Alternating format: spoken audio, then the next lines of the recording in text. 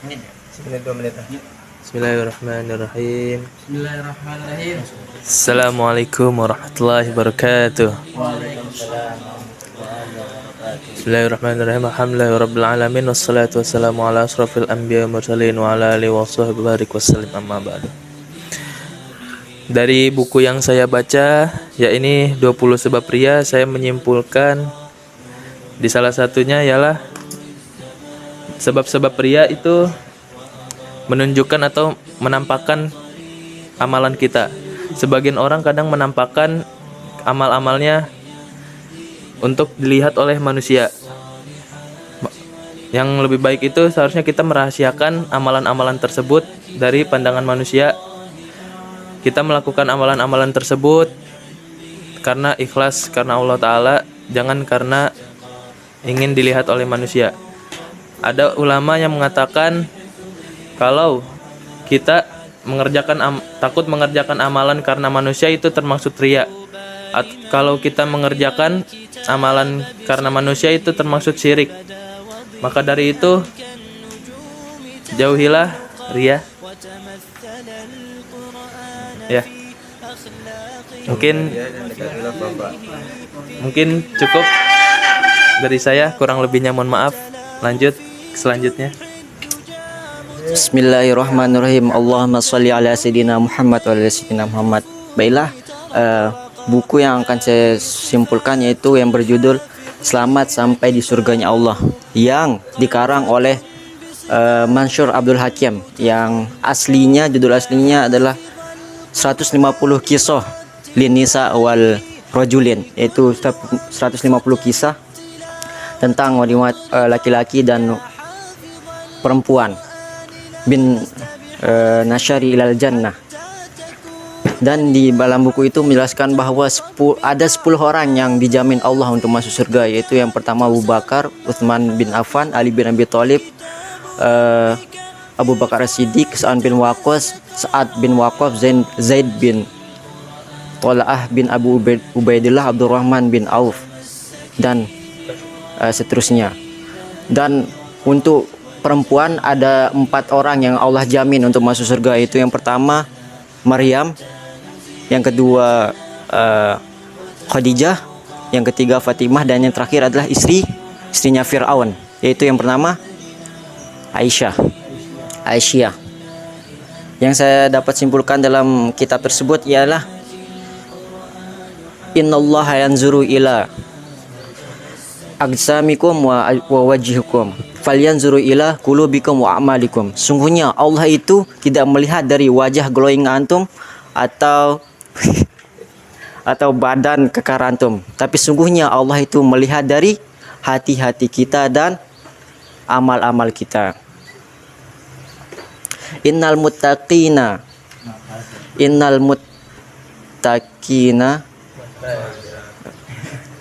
fi maq'adi sidqin. Innal muttaqina, apa dia bilang? Innal muttaqina fi jannatin wa nahar fi maq'adi sidqin inda malikin qahar. Sungguhnya orang bertakwa itu di dalamnya ada surga, taman-taman dan sungai-sungai yang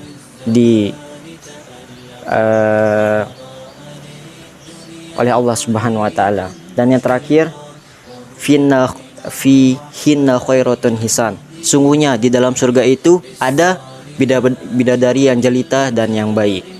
Sekian, assalamualaikum warahmatullahi wabarakatuh. Antum sekarang. Bismillahirrahmanirrahim. Alhamdulillahirabbil alamin wassalatu wassalamu ala asrofil anbiya'i wal mursalin wa ala alihi wa sahbihi ajma'in, amma ba'du. Allahumma shalli ala sayyidina Muhammad wa ala sayyidina Muhammad. Baik, langsung saja saya akan menyampaikan apa yang sudah saya baca dari buku tadi yang ditulis oleh Syekh Abdurrahman bin Nasir. Yang bagaimana tadi penjelasannya di dalam bukunya beliau, bahwa sifat seorang muslim adalah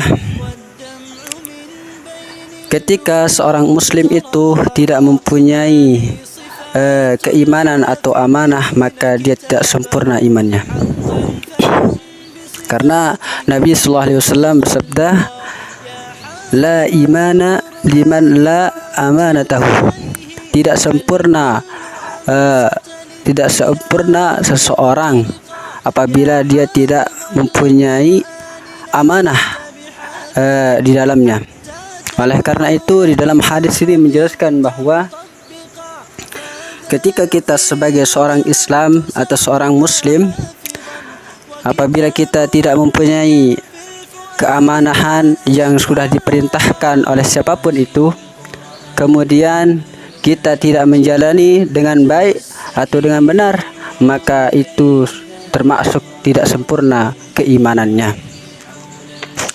Dan begitu juga ketika kita dalam mengajar apapun itu, baik di pondok, di sekolah, madrasah, apapun namanya tempat kita mengajar, maka kita harus mengajarnya dengan ikhlas, jujur, dan taat kepada apa yang sudah disampaikan oleh pimpinan kita atau siapapun yang jadi pimpinan kita. Ketika kita mempunyai amanah dari beliau, maka harus dengan sebenar-benar taat dan menjalani dengan seikhlas-ikhlasnya. Mungkin itu saja yang saya bisa memahami dalam buku tadi. Dan semoga ada manfaatnya. Wallahu muwaffiq ila aqwamit thoriq. Wassalamualaikum warahmatullahi wabarakatuh. Bismillahirrahmanirrahim. Alhamdulillah rabbil alamin. Rabbi shrah li sadri wa yassir li amri wa hlul 'uqdatam min lisani yafqahu qawli. Dalam kesempatan ini saya akan menjelaskan sebuah buku yang dikarang oleh Ibnul Jauzi yang berjudul Hafalan Buyar Tanda Tak Pintar. Langsung saja ke intinya. Di dalam buku ini terdapat sebuah judul yang ciri-ciri antara orang pintar dan orang tidak pintar. Ternyata bentuk psikis atau bentuk luar kita berpengaruh kepada kepintaran kita. Tidak secara langsung orang yang mempunyai otak kecil, kepala kecil maksudnya di sini, itu tidak pintar yang disebutkan di dalam kitab. Sedangkan orang yang mempunyai otak besar, ya itu di dalam buku ini dijelaskan ketika orang mempunyai otak yang besar, kepala yang besar itu dia tuh termasuk golongan orang yang pintar. Terus juga disebutkan bahwa ciri-ciri fisik atau badan kita itu menandakan kita antara orang pintar dan orang bodoh. Contohnya di dalam sini nih, ketika kita mempunyai badan yang ideal, tubuh yang pas, tinggi yang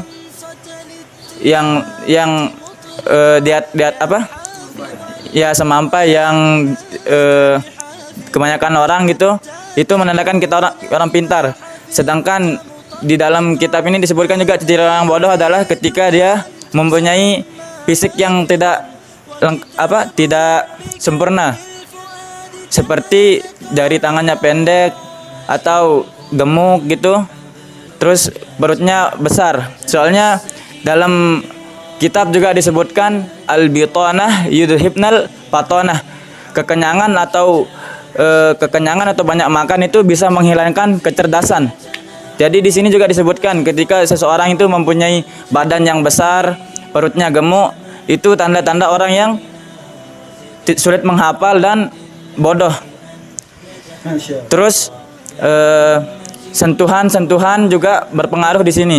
Contohnya ketika seseorang itu mempunyai sentuhan yang dingin kepada orang lain, dia itu agak dingin terhadap sesamanya, itu tandanya dia orang yang bodoh, sulit menangkap ilmu. Sedangkan jika kebalikannya, ketika orang itu kebalikan dari dingin? Hangat gitu. Hangat sama orang lain, pandai bergaul gitu, itu tandanya orang pintar. Yang paling bagus adalah pertengahan. Dia antara di tengah dan di dingin. Dia tuh sama orang itu dingin, antara dingin dan hangat. Itu sikap apa? Sikap yang paling bagus dalam kitab ini. Mungkin cukup sekian. Assalamualaikum warahmatullahi wabarakatuh.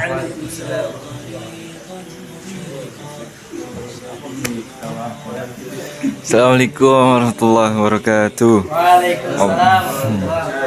Allahumma shalli ala sayyidina Muhammad wa ala ali sayyidina Muhammad. Dan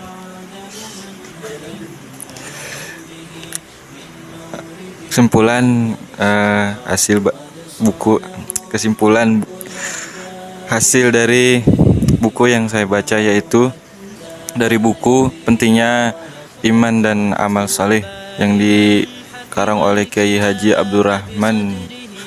Abdurrahman Bilqis.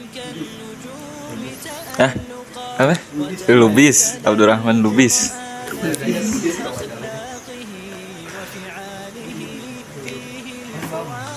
Bilqis apa Lubis? Kiai Haji Abdurrahman Lubis, bukan Bilqis. Di dalam buku ini disebutkan bahwa bagaimana cara kita mendapatkan iman, yaitu diantaranya dengan harta, dengan waktu, dan perasaan.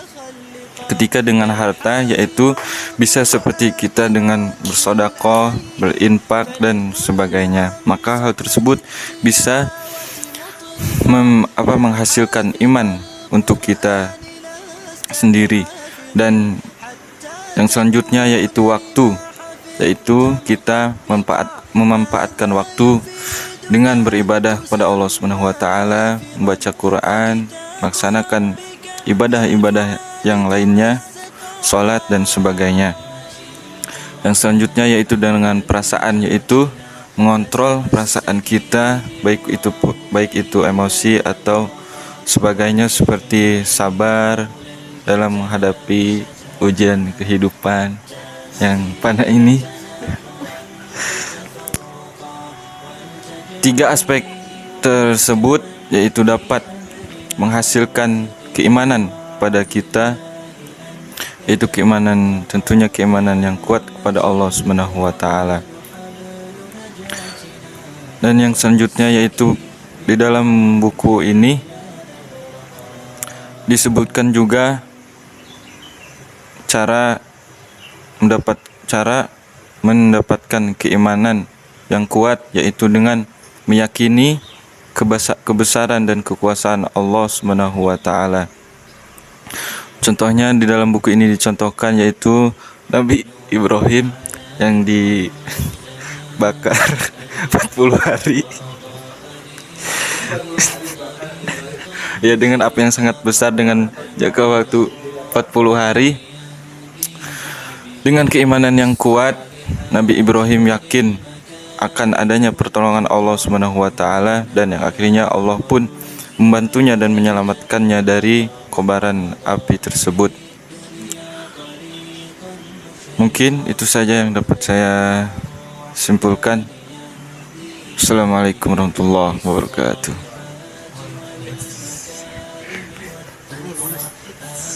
Baik, langsung saja teman-teman. Dari buku yang saya baca yang berjudul Ta'alluqul Qalbi bil Akhirati, agar hati dekat dengan akhirat, yang dikarang oleh Syekh Mahmud Al-Misri. Kesimpulan yang saya dapatkan dari buku tersebut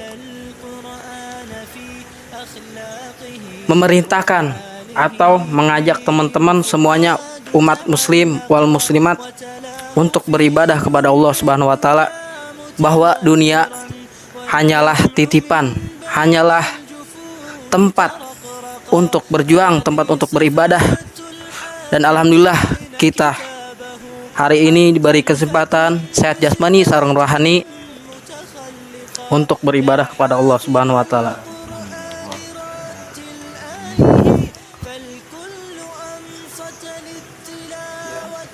karena buku tersebut di dalamnya banyak ayat-ayat suci Al-Quran yang disimpulkan, dan saya akan menyimpulkan salah satu ayat suci Al-Quran yang disimpulkan dari buku tersebut, yaitu ya ayuhan nasu budu rabbakumul ladzi khalaqakum wal ladzina min qablikum la'allakum tattaqun.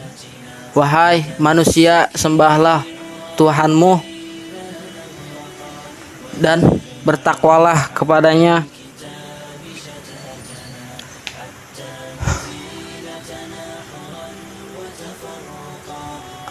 Dan adapun Nabi Shallallahu Alaihi Wasallam bersabda,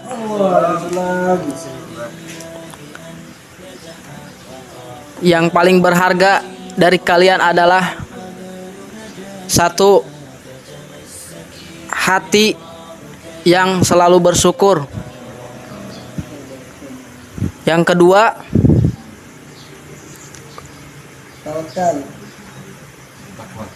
bertakwa kepada Allah Subhanahu wa taala. Dan yang ketiga,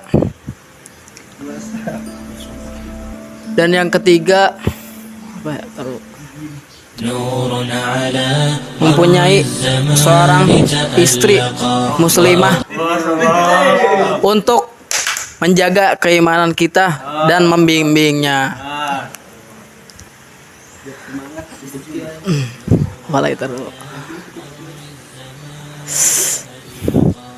Jadi intinya adalah dunia ini hanyalah titipan. Maka dari itu janganlah kau kejar dunia, karena dunia itu tidak ada kenyangnya. Sejauh apapun teman-teman mengejar dunia, maka tidak akan pernah kenyang kecuali mengejar akhirat. Ta'alluqul qalbi bil akhirati. Cukup sekian. Wassalamualaikum warahmatullahi wabarakatuh. Alhamdulillah, semua udah ngasih kesimpulannya masing-masing. Kita terakhir ngasih kesimpulan dari buku Mendobrak Keterbatasan yang ditulis oleh Ustadz Amru. Ada 3 bagian yang kita sempat ingat. Yang pertama ialah ma'iyah Allah, yaitu kebersamaan dari Allah Subhanahu wa taala. Kemudian yang kedua adalah pasti mampu, dan yang ketiga adalah abaikan omongan setan. Ma'iyah Allah ini adalah suatu yang istimewa. Kalau seseorang telah mendapatkan ma'iyah Allah, kebersamaan dari Allah, maka kekuatan sehebat apapun di dunia ini tidak ada apa-apanya. Tapi ma'iyah Allah itu hanya didapatkan oleh orang-orang yang sabar. Dan orang-orang yang sabar di dunia ini hanya sedikit spesiesnya. Semoga kita dikategorikan oleh orang-orang yang sabar. Dan orang-orang yang sabar ini itu ketika dapat ma'iyah Allah, kebersamaan dari Allah Subhanahu wa taala, itu belum tentu pertolongannya itu turun ketika orang itu sabar, tapi pasti mendapatkan ma'iyah Allah, kebersamaannya Allah. Jadi kalau udah mendapatkan kebersamaannya Allah, maka makhluk sekuat apapun di dunia ini itu tidak ada manfaatnya lagi, karena kita sudah di backing oleh yang maha kuat dan maha perkasa. Kemudian yang kedua adalah pasti mampu. Jadi kalau misalnya dalam suatu komunitas semua orang-orang itu pesimis, maka kita harus memunculkan dalam diri kita yang harus menjadi optimis. Jangan sampai ketika semuanya pesimis, kita juga ikut pesimis. Kita harus memunculkan, kita harus optimis. Sebagaimana eceng gondok yang dia tetap tumbuh walaupun dalam keadaan kotor dan menghasilkan bunga yang indah. Begitu aja. Ya. Terus yang terakhir adalah abaikan ucapan setan. Maksudnya abaikan ucapan setan adalah jangan sekali-kali kita menyesali apapun yang telah terjadi pada diri kita. Karena kalau kita banyak menyesali dan berandai-andai dengan mengucapkan seandainya saya tidak begini, seandainya saya tidak melakukan ini, maka akan begini, maka itu akan membuka amalan setan, akan membuka pengaruh-pengaruh setan sehingga kita menjadikan pribadi kita pribadi yang menggugat takdir Allah, dan itu sangat-sangat tidak dianjurkan, bahkan tidak diperbolehkan bagi seorang muslim. Demikian, semoga bermanfaat. Assalamualaikum warahmatullahi wabarakatuh.